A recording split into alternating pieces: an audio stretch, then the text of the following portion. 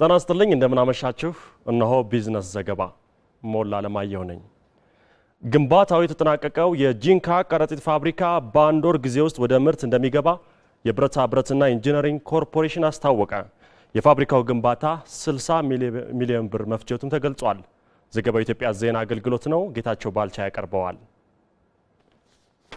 በደቡብ ክልል በደቡብ ኦሞ ዞን በኦሞ ኩራዝ እየተገነቡ ለሚገኙ አራት የስኳር ፋብሪካዎች የሚያስፈልግ ከረጢት ለማምረት የተቋቋመ ነው የጂንካ ከረጢት ፋብሪካው በቅርቡ የሙከራ ምርት ለሚጀምሩት ኦሞ ኩራዝ 1 እና 2 ከረጢቶችን እንደሚያቀርብ ስራ አስኪያጁ ሻምበል አዲሱ ጎአ ተናግረዋል በአንድ ወር ጊዜ ውስጥም ወደ ምርት እንደሚገባ ነው የገለጹት ስኳሩም ኦልሞስት በብረታ ብረትና ኢንጂነሪንግ ኮርፖሬሽን ኦልሞስት ስኳሩም አልቆ ወደ ምርት ሊገባ የደረሰበት ሁኔታ ነው ያለው ይሄም በተመሳሳይ ለማምረት ዝግጁ ሆኖ ነው ያለው ያ ማለት በዚች በአንድ ወር ውስጥ ስራ ይጀምራል ብለን ነው እየጠበቅናል ነው ዘonly አሁን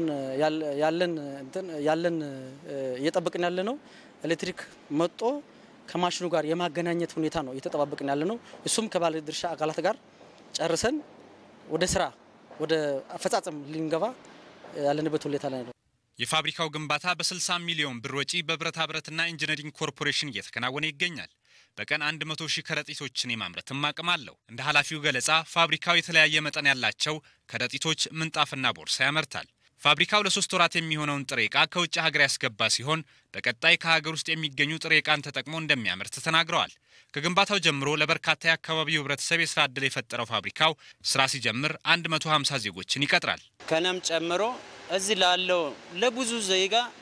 ለብዙ ለክልሉ ተወላጅ ለበርካታ ሰው የሥራ ዕድል ተፈጥሮላቸዋል እኔም ተጠቃሚ ሆኛለሁ ከነ በስተጀርባ ያሉትንም ሰዎች ብዙ ሰዎች ተጠቃሚ ሆነዋል በቃ ብዙ ወጣቶች በቤት እንቀመጥ ነበር ስራ የለንም አጋጣሚ ይሄ ፋብሪካ ሲከፈትልን ብዙ የሥራ ዕድል ተፈጥሮልናል ቤተሰቦቻችንን እየመራን ልጆቻችንን ያስተዳደርን ያስተማርን ነው ዛሬ በኢትዮጵያ ምርት ገበያ በተካሄደ ግብይት የታጠበ ለውጭ ገበያ የቀረበ ሲዳማ ቡና በፈረሱላ በ1115 ብር ተገበያይቷል ለውጭ ገበያ የሚቀርብ ነጭ ወለጋ ሰሊጥ በኩንታልም በምርት ገበያው በ2500 ብር ነው የተሸጠው የሰዓቱ የቢዝነስ ዘገባዎች እነዚህ ናቸው በሰላም አምሹ